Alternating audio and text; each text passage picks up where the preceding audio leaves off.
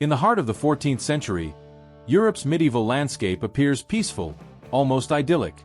Imagine a small village nestled in a valley, surrounded by fields of golden wheat swaying in the breeze. Farmers toil under the warm sun, their wooden carts filled with freshly harvested crops. Knights, adorned in chainmail, ride slowly along the stone-paved roads, keeping watch from atop their majestic horses. The central church, a towering symbol of faith, casts its shadow over the bustling marketplace, where merchants trade goods from distant lands. The air is filled with the smell of freshly baked bread, mingled with the sound of blacksmiths hammering metal and children playing near the village well. Life for now seems simple and predictable, with everyone playing their part in this tightly knit feudal society. However, this serene image is about to be shattered in the most unimaginable way. Lurking in the distance, beyond the village and across the vast trade routes, a silent killer begins to creep into Europe. It is not an invading army or political turmoil that threatens this peace, but something far more insidious and terrifying. As ships dock in the harbors, carrying silks, spices, and other luxuries from the east, they also bring with them something unseen: death. A mysterious plague, unlike anything the world has ever known, makes its way through the ports of Italy and soon spreads like wildfire. The villagers, oblivious to the impending doom, continue their daily routines, unaware that their world is on the brink of collapse. This disease, which would later be known as the Black Death, arrives without warning and without mercy. It spreads through fleas carried by rats, but medieval Europe is blind to the real cause. People will soon start to fall ill with symptoms that no healer or priest can explain. It begins with fever and fatigue, but quickly escalates into horrifying physical manifestations. Large, swollen buboes in the armpits and groin, black spots covering the skin, and an overwhelming stench of decay. Those afflicted are dead within days, and their families left to mourn, powerless against this invisible force. Entire families vanish in a matter of days, leaving empty homes and abandoned farms in their wake. The fear that grips the village is not just about death, but also the uncertainty of its cause. Some believe it is a punishment from God for the sins of mankind, while others turn to superstition, blaming the alignment of the stars or even accusing certain groups of poisoning the wells. As the death toll rises, so too does the chaos. Neighbors no longer trust one another. Friends avoid each other in the streets, and even families isolate themselves in their homes, hoping that by locking their doors, they might escape the plague's wrath. But no door, no wall, no prayer can stop what is coming. This is the beginning of an era where the very foundations of medieval society, faith, feudalism, and the belief in the natural order of things, will be tested to their breaking point. The Black Death will decimate populations, topple long-standing institutions, and forever alter the relationship between the powerful lords and their once docile peasants. In this video, we will delve into how this catastrophic event was more than just a deadly pandemic. It was a seismic shift in the structure of medieval Europe. We will examine how the Black Death sowed the seeds of revolution in the social order, reshaping the dynamics of labor, wealth, and power.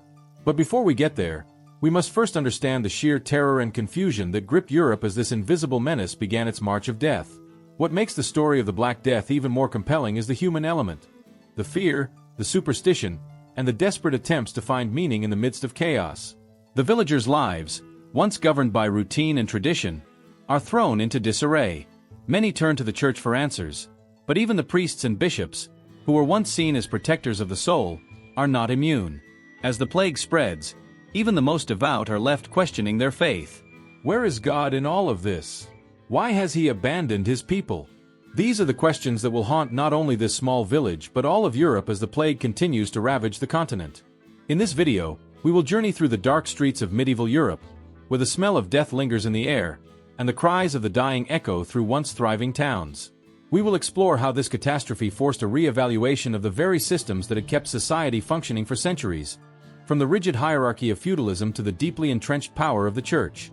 The Black Death wasn't just a disease, it was a turning point, a moment in history when the old ways began to crumble, paving the way for a new era. Stay with us as we uncover how this invisible enemy changed the course of history forever. The story of the Black Death begins far from the cobbled streets and quiet villages of Europe. Its origins trace back to the vast trade routes that crisscross the East, connecting Europe to distant lands like China, India, and the Middle East. These trade routes, often referred to as the Silk Road, were arteries of commerce, carrying silk, spices, and precious goods to Europe, but they also carried something far more sinister. In the 1340s, Somewhere in the steppes of Central Asia, a deadly bacterium known as Yersinia pestis began its devastating journey. Carried by fleas that infested black rats, the disease found its way onto the caravans and ships that traveled between continents, unknowingly transported by merchants and sailors who sought only to bring wealth and prosperity to their lands. By 1347, the plague had already begun to spread along these routes, infecting the busy trading hubs of the Mediterranean. It was in that fateful year that the disease made its first catastrophic appearance in Europe, arriving by ship at the port of Messina in Sicily.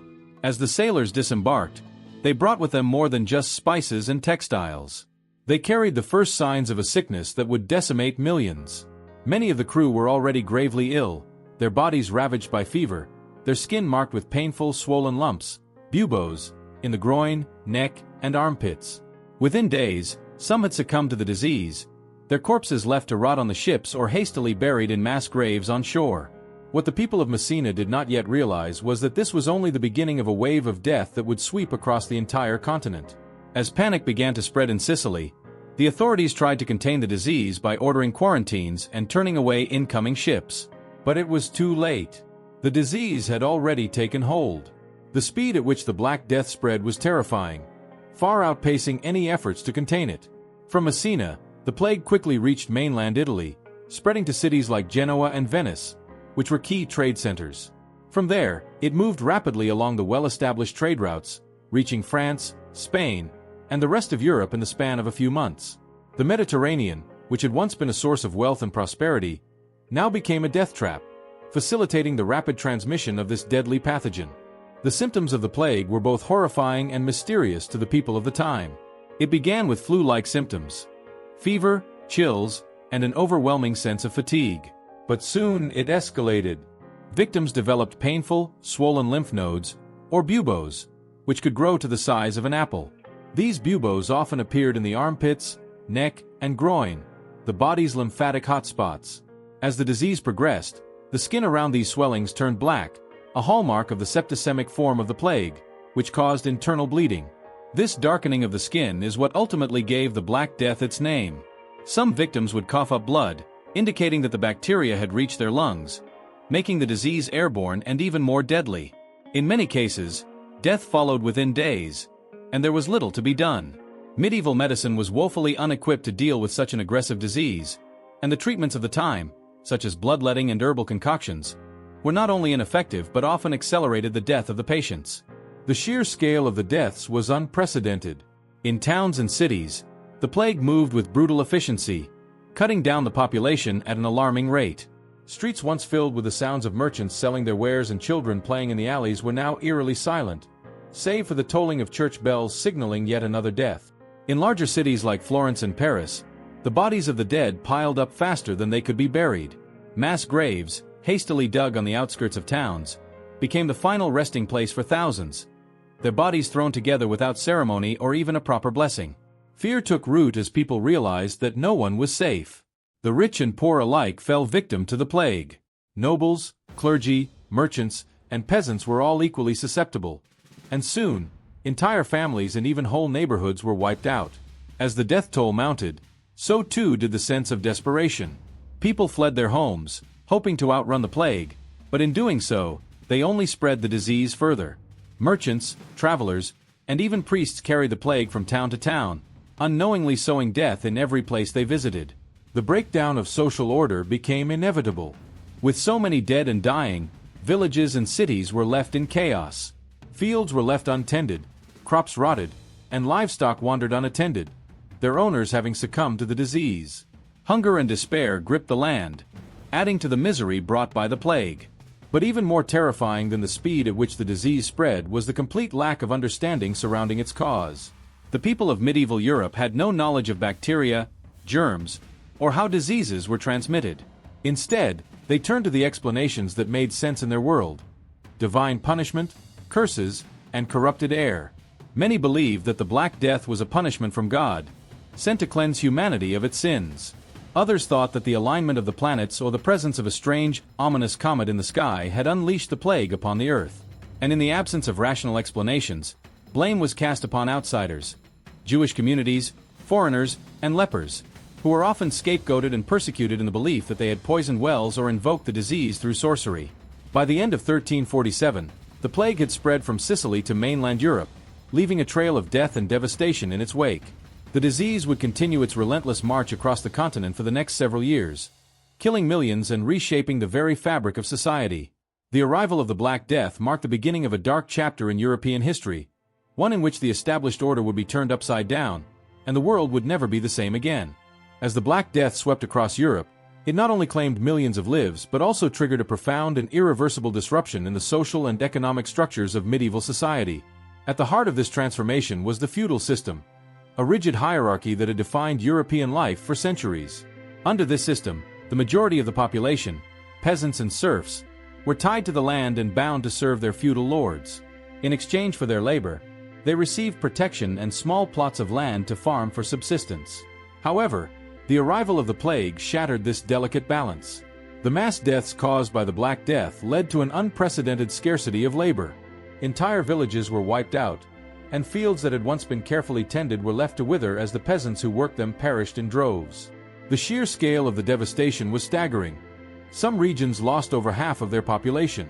This drastic reduction in the workforce created a vacuum that fundamentally altered the dynamics between lords and peasants. With fewer workers available to till the land, those who survived found themselves in a position of newfound bargaining power. No longer bound by the overwhelming supply of labor, peasants could now demand better working conditions, higher wages, and even more freedom in their daily lives. Feudal lords, desperate to maintain the productivity of their estates and prevent economic ruin, were forced to concede to these demands.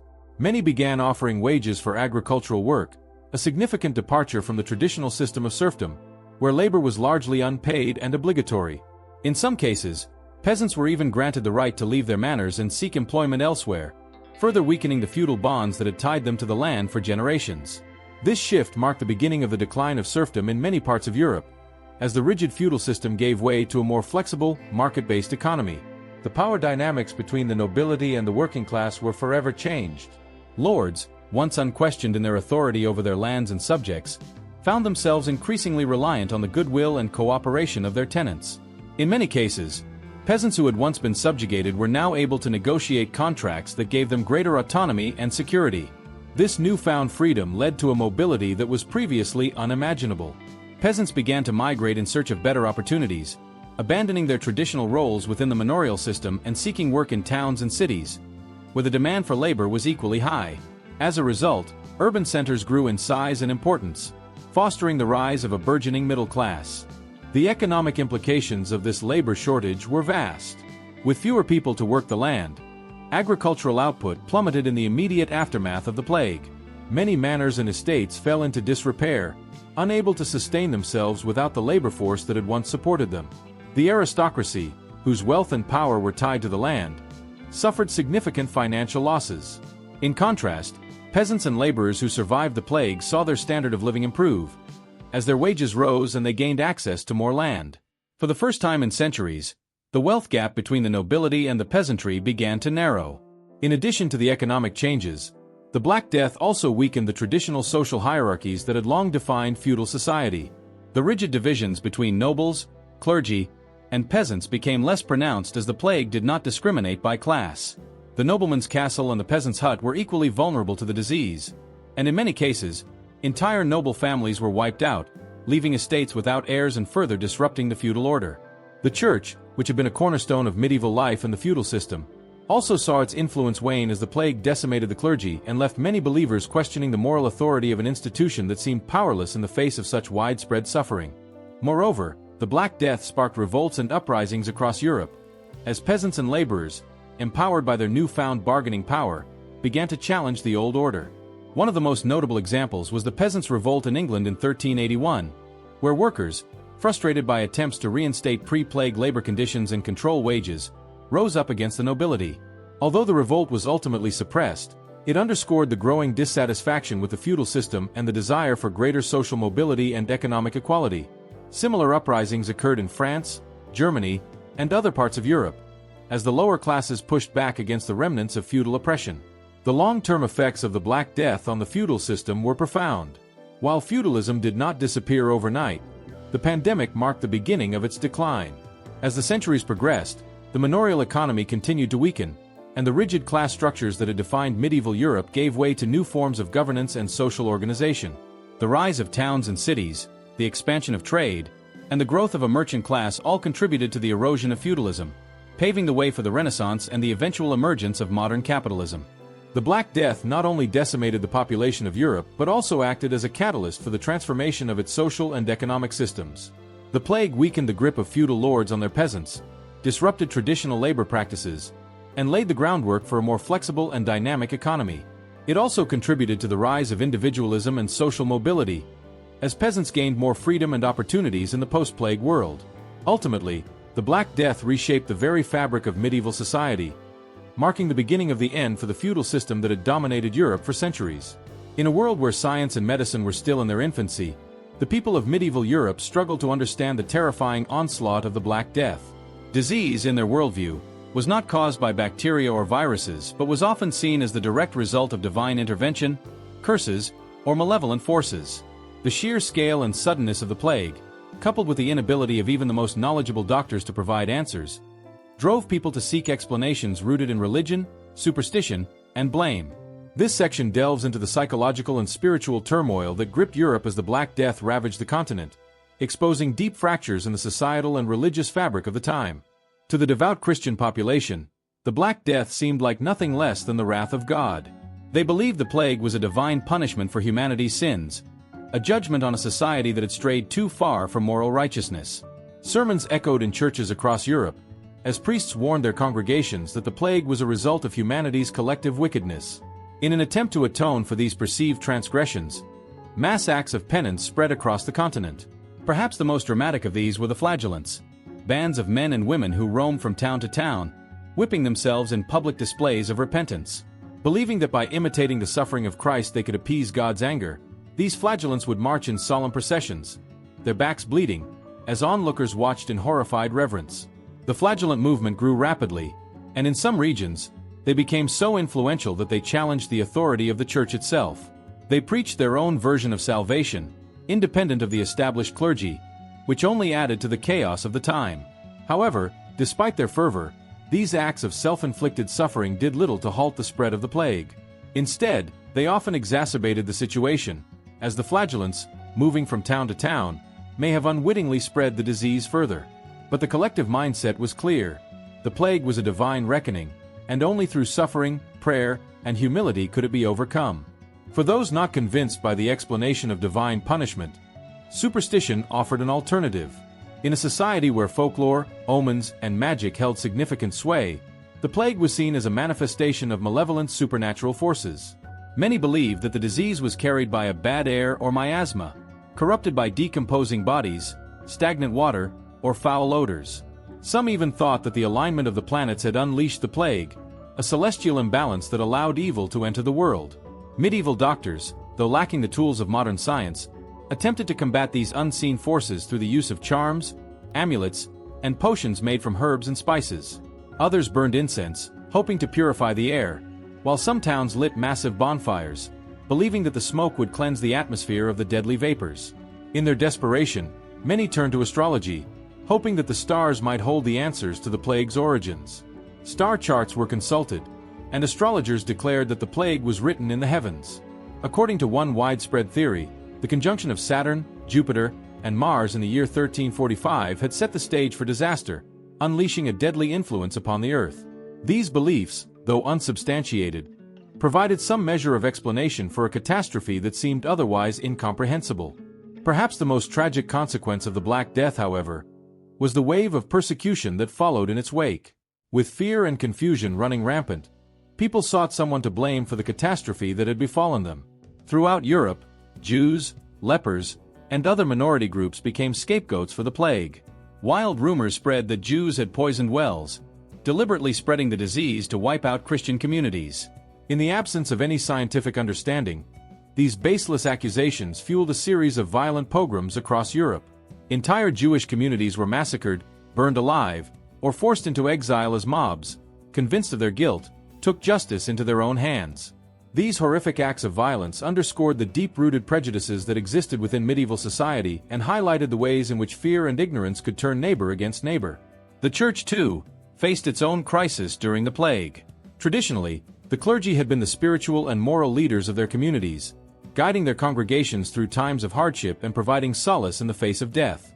But the Black Death brought challenges that the church was ill-equipped to handle. Many priests, bishops, and monks, like their parishioners, succumbed to the disease.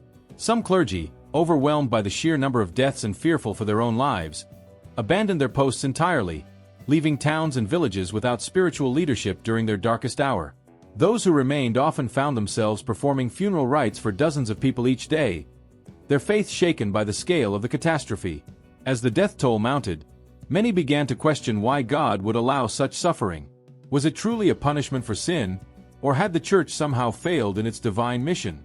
This erosion of faith in the church had long-lasting consequences. In the years following the plague, disillusionment with the clergy and the institution of the church grew, particularly as stories spread of corrupt or cowardly priests who had abandoned their flock. While many clergy members had acted with courage and compassion, the perception of a church that had failed to protect its people led to a growing undercurrent of dissatisfaction that would eventually contribute to movements like the Protestant Reformation in the centuries to come. In the wake of the Black Death, the intertwined forces of religion, superstition, and blame shaped the way medieval society coped with an incomprehensible tragedy. The desperate search for meaning in the face of death revealed both the strengths and weaknesses of the societal structures of the time. While acts of faith and superstition brought temporary comfort, they could not stop the relentless advance of the plague. The scars left by the Black Death, both physical and psychological, would linger for generations, forever changing the way people understood the world, their faith, and their place in the grand scheme of life and death. In the absence of scientific knowledge, medieval Europe was left to grapple with the horror of the Black Death using the limited understanding of the world they had. Medicine was a rudimentary practice, and the causes of diseases were shrouded in mystery, often intertwined with superstition, religious beliefs, and ancient theories that had long been accepted without question. As the plague spread with terrifying speed, killing indiscriminately, people sought explanations for why such a catastrophe had befallen them. In the vacuum of factual knowledge, bizarre and varied theories about the causes of the plague emerged, reflecting the deep fear and confusion that gripped the population. One of the most widespread and persistent theories was that the Black Death was caused by miasmas, or poisonous vapors, that emanated from decaying matter, corpses, or swamps. This belief, rooted in ancient Greek and Roman medical texts, held that bad air, or corrupt air, was responsible for many illnesses. It seemed to make sense to the people of the time, as the stench of death was everywhere. As bodies piled up in the streets and graveyards overflowed, the smell of decomposition became inescapable. In towns and cities, the lack of proper sanitation and the presence of open sewage systems only reinforced the belief that foul air was to blame. To combat this, people burned incense, carried flowers, or wore fragrant herbs around their necks and wrists in the hope of purifying the air around them. These practices, though ineffective, provided some small psychological comfort to those who feared that every breath they took might carry death with it. Another popular theory tied the outbreak of the plague to celestial events. Astrology held great influence in medieval thought, and many believed that the alignment of the planets or the appearance of comets could have unleashed the disease upon the world. In particular, the conjunction of Saturn, Jupiter, and Mars in 1345 was seen as a harbinger of doom. Astrologers across Europe suggested that this alignment had created an imbalance in the elements that govern the natural world, causing the air to become toxic and spreading disease. Comets, often viewed as omens of disaster, further fueled these beliefs. The appearance of a comet in the night sky was enough to send towns into panic, with people interpreting it as a divine sign that God's wrath was about to descend upon them. The belief in celestial influence on the plague was not limited to the uneducated. Even some of the most learned physicians of the time subscribed to these ideas. Medical texts from the period show that doctors would consult astrological charts before diagnosing a patient or prescribing treatment, convinced that the stars played a crucial role in determining the health of an individual. These physicians also believed in the balance of the four humors: blood, phlegm, yellow bile, and black bile, and that any imbalance in these bodily fluids, potentially caused by astrological events, could lead to illness. Treatments such as bloodletting or purging were often recommended to restore this balance, though they frequently worsened the patient's condition rather than improving it. In addition to celestial and environmental explanations, there were also deeply superstitious theories that linked the plague to curses, witchcraft, or divine retribution. Many people, particularly in the rural areas of Europe, believed that the disease had been caused by malevolent supernatural forces. Some communities suspected witches of casting curses or invoking demons to spread the plague, leading to witch hunts and the execution of suspected sorcerers. Others believed that God had sent the plague as punishment for humanity's sins, a theory reinforced by the sermons of priests and the flagellant movements that swept across Europe. These groups of religious zealots traveled from town to town, whipping themselves in penance and calling on others to repent, hoping that their collective suffering might appease God and lift the scourge of the plague. Another tragic consequence of this desperate search for a scapegoat was the widespread persecution of minority groups, particularly Jews. With little understanding of how the disease spread, many Europeans became convinced that Jewish communities had poisoned wells and rivers to deliberately infect Christian populations. These unfounded accusations led to horrific violence. In towns across Germany, France, and Spain, Jewish neighborhoods were attacked, and thousands of Jews were tortured, burned at the stake, or massacred in pogroms. Entire Jewish communities were wiped out, victims of a misguided attempt to find someone to blame for the catastrophe. This persecution only deepened the suffering caused by the Black Death, leaving a legacy of mistrust and division long after the plague had passed. The medical responses to the Black Death were equally rooted in the limited understanding of the time. Physicians, though well-meaning, had little to offer in terms of effective treatment. One of the most common practices was bloodletting, based on the belief that removing blood from the body could restore balance and expel the disease. This procedure, often performed with unsanitary tools, likely did more harm than good, weakening patients who were already gravely ill. Other treatments included the application of poultices made from herbs, ground-up gemstones, or even human excrement, all thought to draw out the infection from the body. Amulets and talismans, inscribed with magical symbols or prayers, were worn by the wealthy in the hope that they might ward off the plague. Quarantine measures were also implemented in some cities, though with mixed results. Venice, one of the first to establish formal quarantine procedures, required incoming ships to wait 40 days before docking, a practice that would eventually give rise to the term quarantine, from the Italian quaranta, meaning 40. However, despite these efforts, the nature of the disease and its transmission via fleas and rats meant that the plague continued to spread uncontrollably, even in areas that attempted to isolate themselves from the outside world. Ultimately, none of these theories or treatments could stop the relentless advance of the plague. The fear and confusion that surrounded the disease only exacerbated the suffering of the population, as people turned to increasingly desperate and irrational methods to protect themselves. The lack of a clear understanding of the true cause of the Black Death, Yersinia pestis carried by fleas and rats, meant that for years, Europe would remain vulnerable to recurring outbreaks of the plague, each one sparking a renewed cycle of fear, superstition, and persecution. The bizarre and often tragic theories about the causes of the Black Death reflect the limits of medieval knowledge, but also the very human need to find meaning in the face of incomprehensible disaster. Whether through religion, superstition, or science, the people of medieval Europe sought answers, clinging to any explanation that might offer them hope or a way to regain control over their lives. The Black Death, however, was an enemy they could not understand or defeat, and it would continue to haunt the collective memory of Europe for generations to come. By the time the Black Death had run its course, Europe had lost between 30% and 60% of its population, a staggering death toll that brought unparalleled devastation to communities across the continent. Fields lay fallow, villages were abandoned, and once thriving cities became ghost towns. The scale of human loss was immense, but paradoxically, out of this overwhelming tragedy emerged profound and lasting changes that reshaped the economic and social fabric of Europe. The Black Death, while devastating, set into motion a series of transformations that would ultimately lay the groundwork for the Renaissance and the modern era. One of the most immediate and significant effects of the plague was the radical shift in labor dynamics. With so many dead, the workforce was decimated, leaving a severe shortage of labor across Europe. Before the plague, the feudal system had tightly controlled the movement and wages of peasants, who were bound to the land and worked for little to no pay.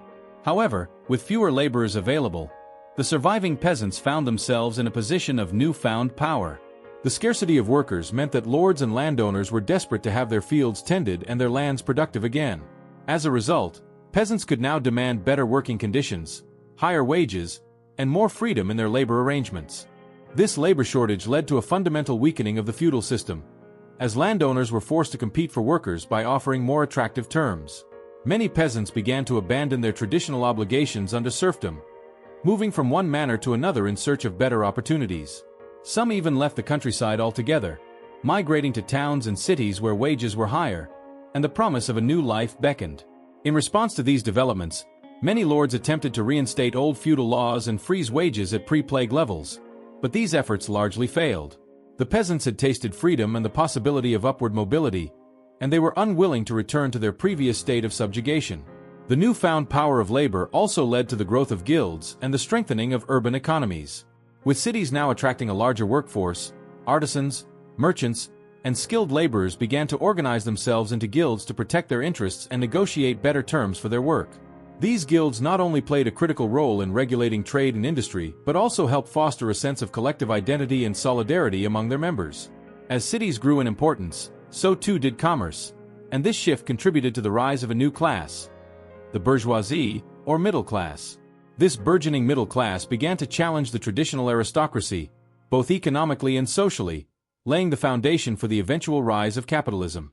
In addition to these economic changes, the Black Death also had profound social and cultural consequences. With such a dramatic reduction in population, there was now a surplus of land and resources. Surviving peasants found themselves in a position to acquire more land, and those who had once lived on the brink of subsistence were now able to improve their standard of living. This redistribution of wealth and resources led to a greater sense of individualism and personal autonomy. The rigid hierarchies of the medieval world began to erode, and people increasingly saw themselves not merely as subjects of a lord or a king, but as individuals with rights and agency. The Church, too, experienced a significant decline in influence as a result of the plague. The Black Death had exposed the limitations of the Church's ability to provide answers or comfort in the face of such overwhelming death and suffering. Many priests, monks, and bishops had died alongside their congregants, and in some cases, entire monasteries and religious communities were wiped out. The clergy that remained were often unable to fulfill their duties, leaving many towns without spiritual guidance. This spiritual vacuum led to a growing disillusionment with the Church and its teachings. People began to question the authority of the clergy, and movements for religious reform gained momentum in the years following the plague. This erosion of the Church's influence would eventually contribute to the Protestant Reformation in the 16th century. The Black Death also reshaped the intellectual landscape of Europe. As people grappled with the enormity of the disaster, they began to search for new ways of understanding the world. The plague had shattered the medieval worldview, which had been heavily reliant on religious dogma and the authority of ancient texts. In the aftermath of the Black Death, there was a growing interest in empirical observation and rational inquiry, laying the intellectual groundwork for the Renaissance. This period of cultural rebirth was marked by a renewed interest in the classical works of ancient Greece and Rome, as well as new advances in art, science, and philosophy. The plague had demonstrated the fragility of human life, and with that realization came a desire to explore the world more deeply and to seek out new knowledge. Economically, the long-term effects of the Black Death paved the way for a more diverse and innovative economy. The traditional manorial system, which had been based on agricultural production and the labor of peasants, began to give way to a more market-driven economy. Trade, both within Europe and with the outside world, became increasingly important, and the rise of towns and cities as centers of commerce accelerated this shift.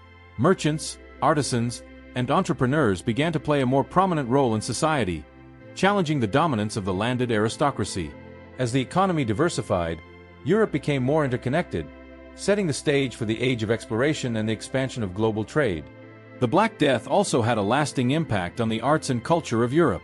The experience of living through such a catastrophic event left a deep psychological imprint on the survivors, and this was reflected in the art, literature, and music of the time. Themes of death, mortality, and the fragility of life became central to the cultural output of the late Middle Ages.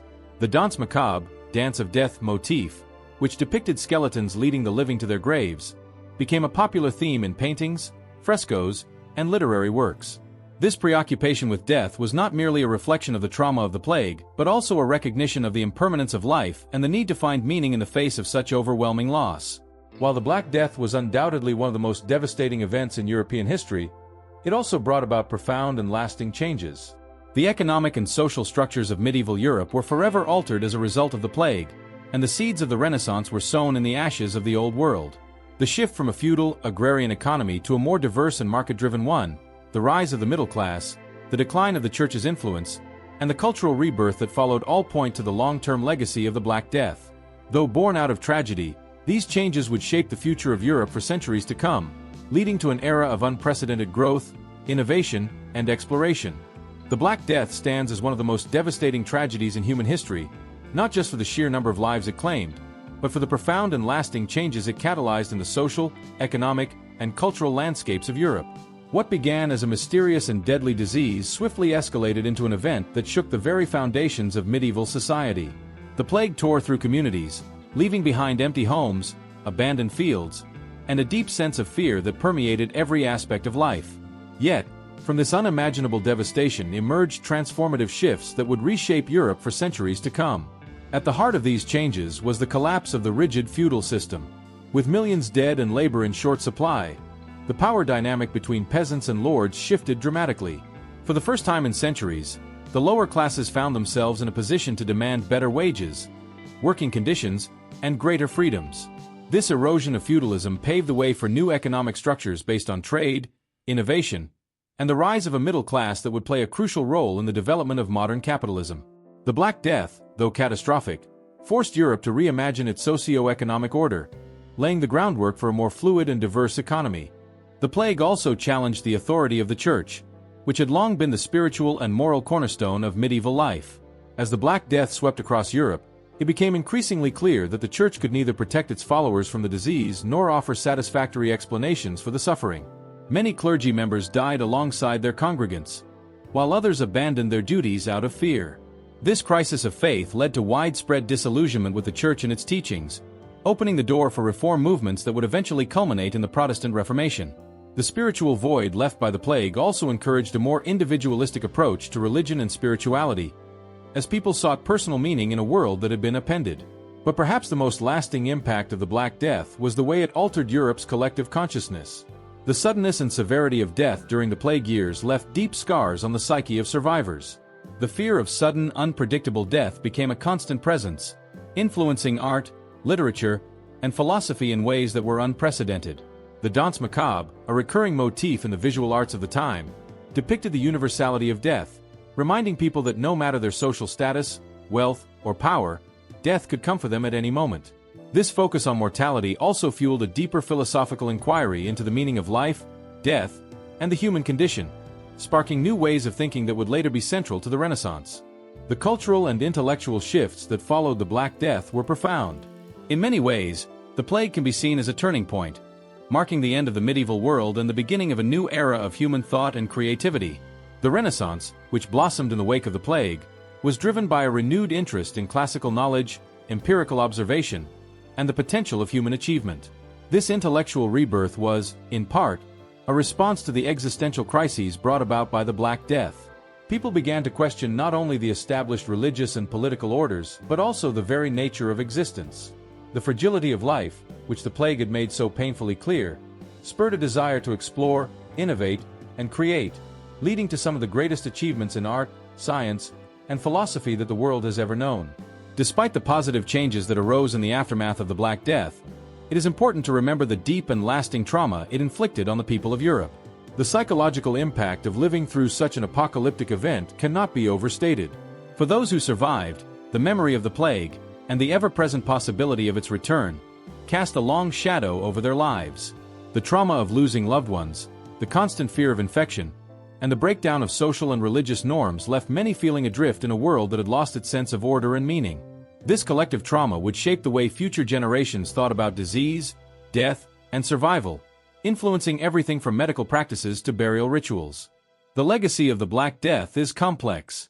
While it brought about the collapse of the old feudal order and ushered in a period of economic and intellectual growth, it also left Europe with a profound sense of loss. Entire generations were wiped out, and countless cultural traditions, local histories, and familial legacies disappeared forever. The Black Death is a reminder of the fragility of human society, how quickly the structures we rely on can crumble in the face of an overwhelming catastrophe. And yet, it also serves as a testament to human resilience, our ability to adapt, rebuild, and move forward in the wake of disaster. In many ways, the Black Death redefined the trajectory of Europe. It was a moment of reckoning, forcing society to confront its vulnerabilities and rethink its future. The plague acted as a catalyst for change, breaking down old systems and making way for new ideas, new ways of living, and new ways of thinking. The Renaissance, the rise of individualism, the decline of feudalism, and the questioning of religious authority all trace their roots back to the transformative period following the Black Death. In the end, the Black Death was more than just a deadly disease.